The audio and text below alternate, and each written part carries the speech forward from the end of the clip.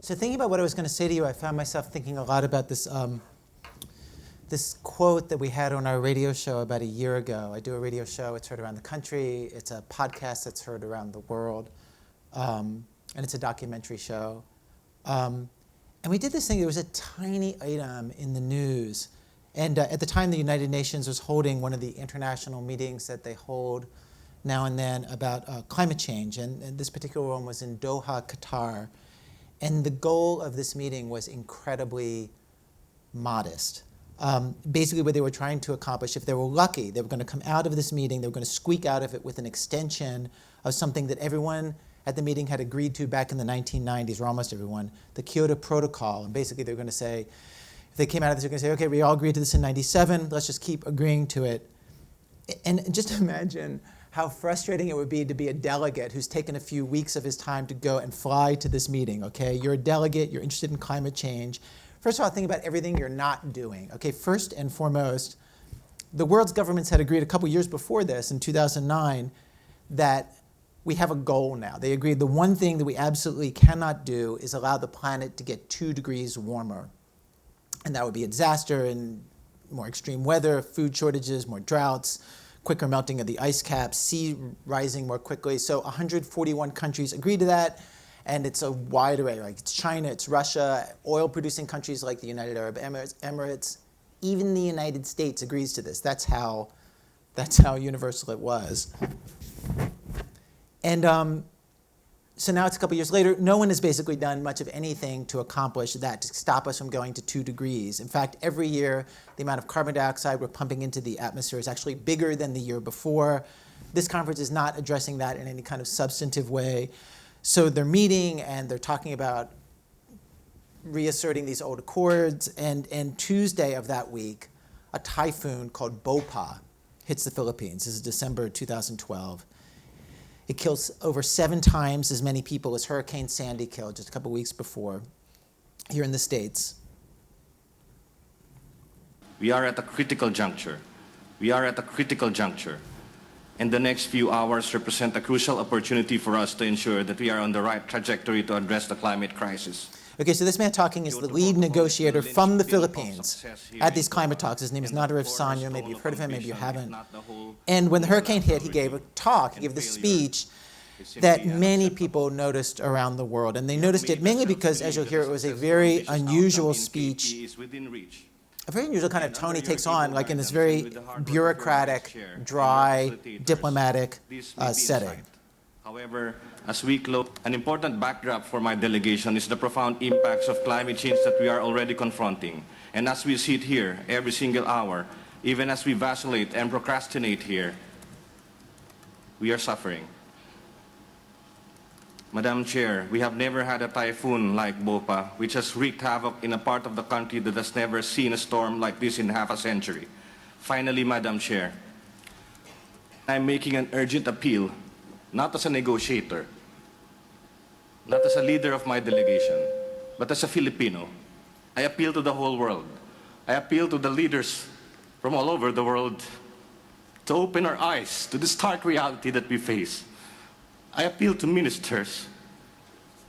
The outcome of our work is not about what our political masters want.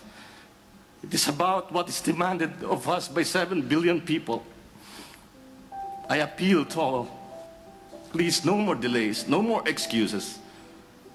Please let Doha be remembered as the place where we found the political will to turn things around.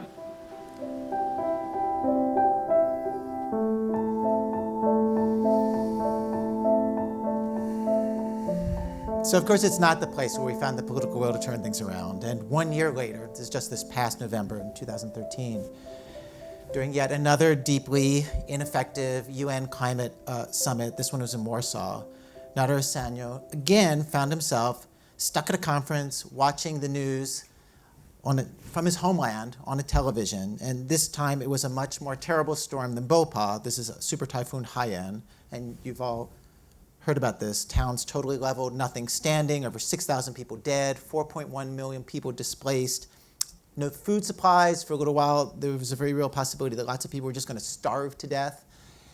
And Nader Sanyo gave another talk. You can find this on the internet. He took the mic, and this time he talked about how this super typhoon, he said that this time his own hometown was hit.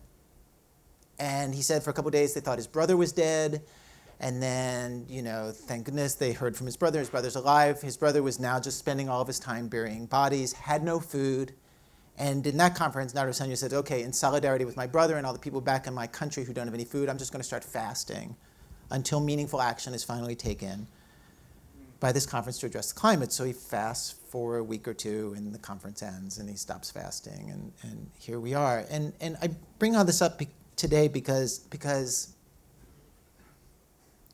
like most of you in this room, I have the luxury of picking and choosing what I work on, what projects I work on. And sometimes, I'll just tell you, like as a reporter, as a journalist, it feels like any minute that I'm not talking about climate change, it's like I'm turning my back on the most important thing that is happening to all of us. And the most important story, and it's like a meteor that is slowly spinning towards the Earth, and it'll be here by the time our kids are grown. And what am I doing about that? Like me, most days, like nothing, okay, nothing. And I wonder if somewhere in the back of your heads, you have this too. Like that's what I'm here to say, that there's this problem, this project, this moonshot that you should be working on that you're not giving much time to. And when Astro and Megan and Puneet and Rich invited me to come and ask if I wanted to give the opening talk at this conference, I thought a lot about what I would want to say to a group of 70 intense, accomplished, super capable inventors, engineers, entrepreneurs, and millionaires who are literally holding a conference to save the world. I was like, what do I want to say to that room? And what I want to say to you guys is like, we should do more about this. And why aren't we doing more? And I know that a handful of you in this room, like a handful of you absolutely are devoting your work lives to this. And you should totally take this moment to have a moment of total moral superiority to the rest of us. And I know also that some people here are, you are experts on things that are so specialized and different than this, at viruses or how the brain works or the molecular biology of plants or aging. Like it makes no sense for you to switch to this. But I think actually most of us in this room are generalists, if I count like the roster of people correctly, and we can choose where we apply our energy and our skill. And I want to make the case for you why this should be something that we are all working more on, and not just in this room. I want to say if this video might end up on the internet, if this ends up on the internet, I want to say like you too, like I'm talking to you too. So a quick review of how bad things are right now. As I said earlier, scientists in the world's governments have agreed 2 degrees is the tipping point we want to avoid. That's 2 degrees Celsius, that's 3.6 degrees Fahrenheit. This past fall, in 2013, the UN's Intergovernmental Panel on Climate Change said if we want to avoid that, we should not put more than 1,000 gigatons of carbon into the atmosphere. And they said basically if you measure it, since the beginning of the Industrial Revolution, we've put about half that amount in the air. And an Oxford professor, one of the authors of the IPCC report, Miles Allen, calculated the way we're going to reach 1,000 gigatons. We're going to reach that number pretty soon. In fact, basically it's 2 years before my wife and I pay off the mortgage on our condo. It's the year 2040. Or put another way, if you in this room had your kids when you were older than 26 years old, when they are your age, this will have already happened. But despite the danger, we have not turn this around. Like the amount of carbon dioxide that we're putting in the atmosphere does not fall. Each year it rises, as I said. The temperature of the Earth right now is 0.8 of a degree warmer than it was 100 years ago. 2/3 of that warming has happened in the last, since 1975. In May of last year, we reached 400 parts per million of carbon dioxide in the atmosphere, as best as we can tell. For the past 800,000 years, it only got up to 280 parts per million. And we seem to be seeing the effects, right? Like more extreme weather here in California. For example, less rainfall in 2013 than any year since records have been kept, which is 1850. The snowpack right now is 12% of where it normally is. Drinking water supplies in some places are endangered. There was an article about this in the New York Times this weekend And my favorite detail from that article had to do with the trade-offs. Like, there's so much less water. There are all these trade-offs the Californians are going to have to make. My favorite one was this one, quote, "The heavy demand for water, the heavy water demand of growers of medical marijuana, 6 gallons per plant during a 150-day growing period, is drawing down streams where salmon and other endangered fishes spawn." In other words, California, thanks to climate change, you all have to choose between salmon on the one hand and pot on the other. I think we should vote. Okay? Who wants salmon in the coming world apocalypse? Salmon? Okay. Pot? We are about evenly split. I'll remind you that pot will get you through times of no salmon better than salmon will get you through times of no pot.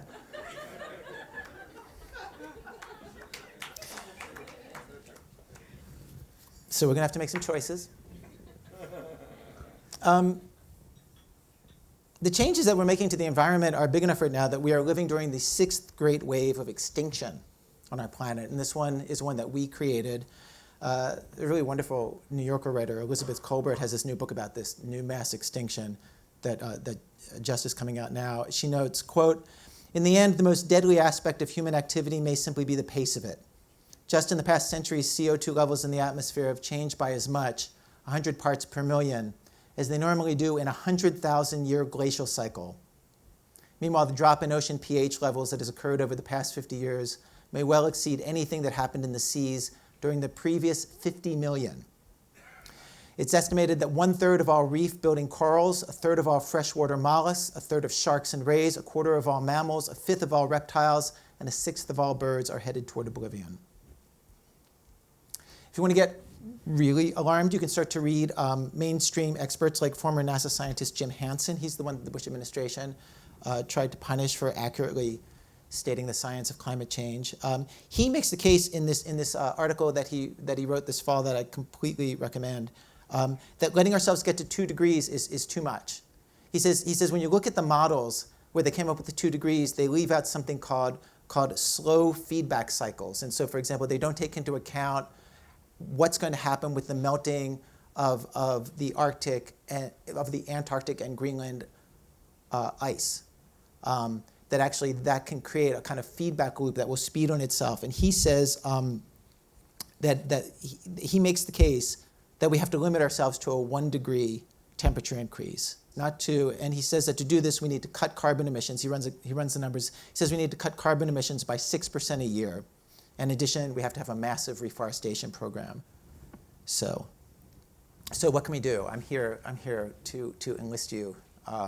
What can we do? It turns out I was interested and surprised when I started looking into this to give this talk that this is actually a moment of enormous opportunities, some big and some small.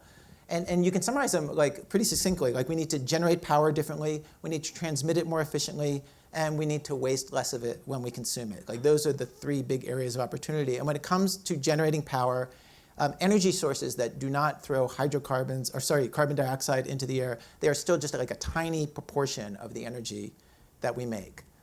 So solar is 0.5% of the energy used around the world. Wind is 2.5%. We have just not succeeded in making solar and wind as cheap as other electricity on a mass scale. And this is obviously a huge project that lots of people are working on, lots of money is chasing.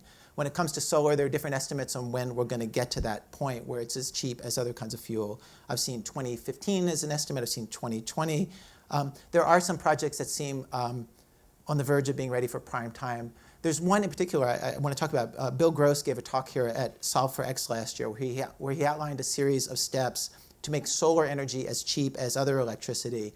And his methods are totally ingenious, like the ingenuity. His premise is basically, he says, the solar cells, the solar panels have gotten so cheap, and what's expensive is basically building frames and stuff to put them in place into these arrays. And basically, he just walks you through all the ingenious things you can do to make that cheaper.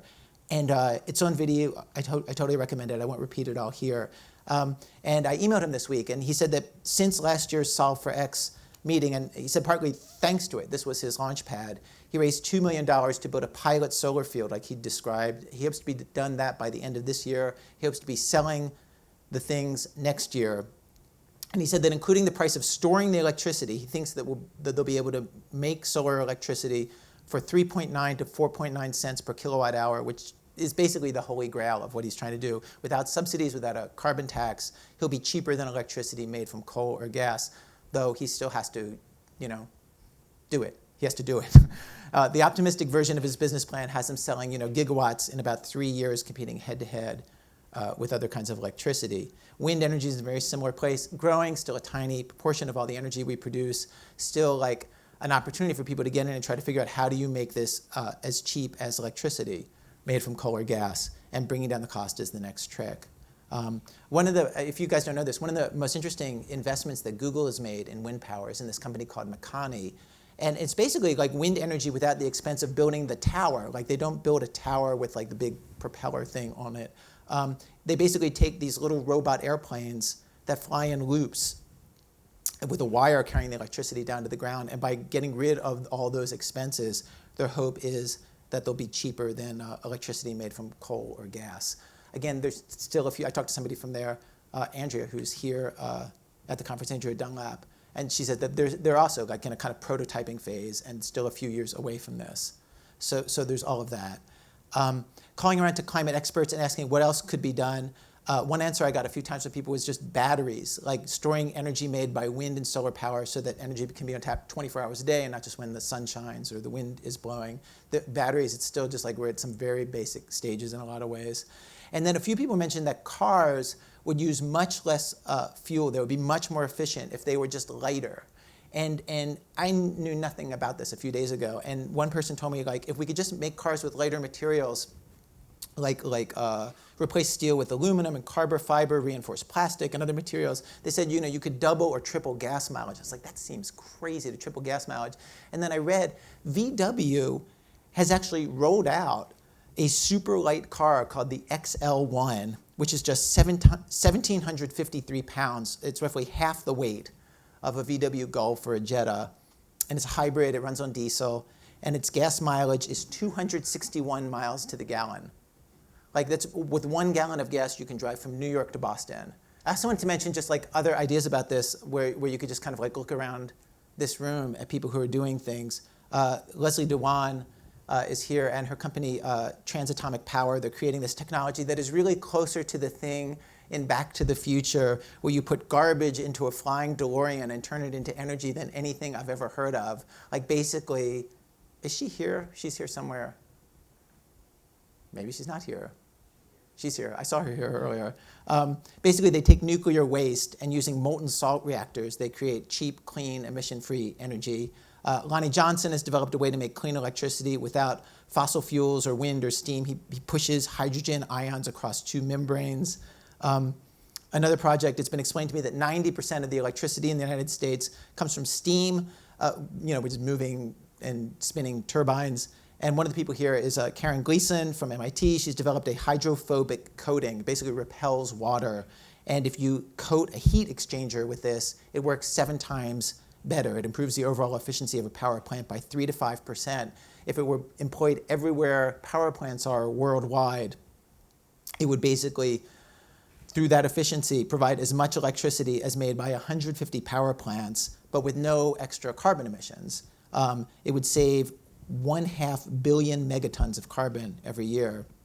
But the last area of opportunity for engineers and investors, the technology that I have to say seems the most exciting to me as a non-scientist, and I think this is really the true like unexplored sci-fi breakthrough that you would always want to see in this kind of thing, is like, okay, you would think this would be job number 1. If you have a planet which is just getting more and more carbon dioxide in the air, why can't someone figure out a way to remove carbon dioxide from the air in large quantities cheaply?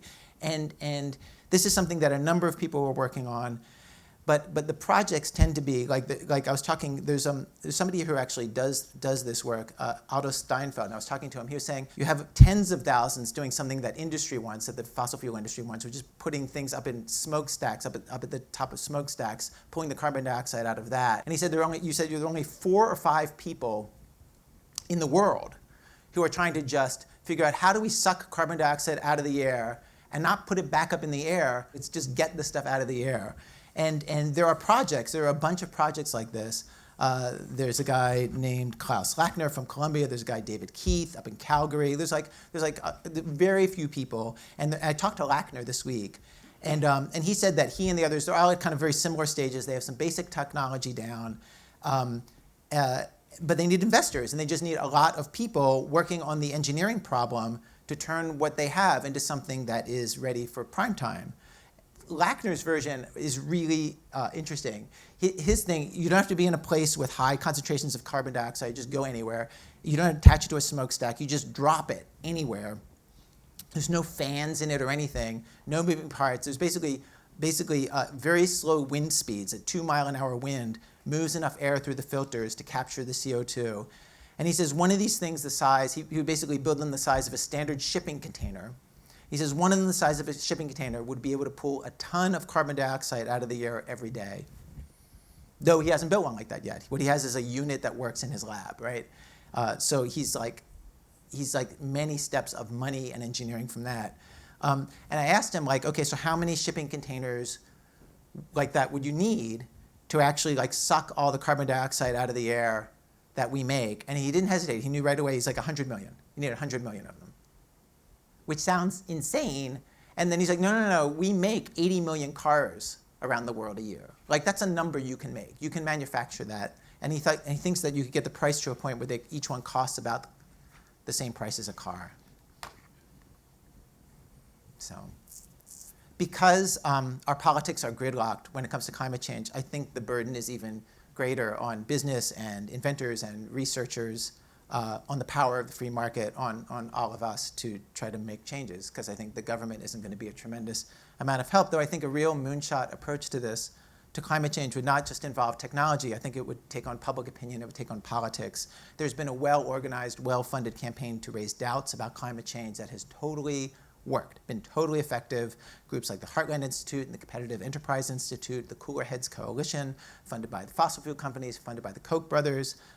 It's been so effective. Like climate change is a totally toxic political subject, barely came up during the last presidential election. I'd remind you that like just 5 or 6 years ago, presidential candidates like John McCain and Mitt Romney openly called for immediate action on climate change, until it became impossible to be a Republican and do that. And if I were to describe a doable political goal for the next 4 years, it would be make the Republican Party safe for politicians who think climate change is real. That's the goal. And there's a former Republican congressman who got kicked out of office because he believed in climate change. His name is Bob Inglis, who is leading the charge on this. He's got a group. We did a story about him on our radio show. One of our producers, Ben Calhoun, reported on what Inglis sees as the opportunity that is out there. If you look at the polling of Republicans on climate change, one of the first things you notice right away is this huge gap between how Republican citizens feel and how Republican politicians vote. A recent nonpartisan poll by Pew found that 44% of Republicans believe the climate's changing. Another by Gallup found that 40% of Republicans are actively worried about climate change. And then one points out that just a couple years ago, in contrast to that, on the House Energy and Commerce Committee, all 31 Republican members unanimously voted down symbolic language that would have simply acknowledged that the climate is changing and that humans are contributing to it.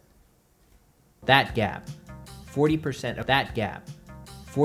of Republican voters worried about climate change versus 0% of that committee. That's Inglis's target. That's his business opportunity. That's what makes his mission seem realistic. It's like 40% of Republicans want ham sandwiches. Surely you can persuade a few more Republicans to sell ham sandwiches. So Inglis's group at one point counted all the Republicans in the House and Senate who had ever publicly acknowledged that climate change was real, and there were 20 names on their list out of 278 Republicans at the time. And Ben asked Inglis about this, could this really be all the Republicans who think that climate change is real in office there? Do you know personally Republican members who find the science credible but would never say so publicly? Oh yeah. Yeah. Can you name them? No, I better not do that. but I can't. Anyway, so I would just say that some of you work for businesses, run businesses that give money to both political parties, and which is great. And when you fund Republican candidates, when you donate to the Republican Party, I would just say you could be using that money to nudge the entire party toward your own beliefs on climate change. You're already spending that money. But in addition, I think there has to be a way to nudge the national consensus on this that would create the space for politicians to change. I think it's fine if everybody doesn't agree on climate change, but I think it's toxic if climate change stays a partisan issue, if it's a one-party issue. I've talked to principled conservatives who simply believe that the way they think of climate change is that it's a conspiracy between professors who want grants and liberals who want more government. You know, like, that's all it means to them. And I think we have to change that. We have to remove the face of Al Gore from climate change, and make it nonpartisan, and say, who believes in climate change is business, insurance companies, Monsanto, who's in favor of a carbon tax these days? Exxon. True fact, their official position. And I think, something like a carbon tax would change so much. It would totally change everything about trying to spur these investments, it would just create a completely different set of incentives. Like, a carbon tax would just make everything so different. And the problem with the carbon tax is that no one in America wants it. No one in America wants a carbon tax because nobody wants their gas prices to go up. That is like the most toxic sort of third rail. Like, nobody wants to see higher gas taxes. And there's an interesting proposal out there by Bob Inglis to solve that problem, though. I've heard it from Democrats too. And the proposal is you raise gas taxes, you have a carbon tax, and at the same time you lower everybody's income tax, and do it with a formula so that basically you try to make it so that everybody comes out neutral. But the incentives are weighted so that now people have a reason not to spend on carbon. So this is a conference about what the organizers are calling Moonshots, projects that can change the world and mix a huge problem and a radical solution and a breakthrough technology. And I really love the idealism of that. And I love the idealism of that, the idea that they would bring together people from different disciplines with the thought that when we talk to each other, we would have something to say that could be useful to each other. And it's such an amazingly diverse group from all over, everywhere, too. There's an interesting moment in the interview that President Obama gave The New Yorker a couple weeks ago. He said, "I think we are fortunate at the moment that we do not face a crisis of the scale and scope that Lincoln or FDR faced." Like, it's an interesting thing to say because, of course, we do.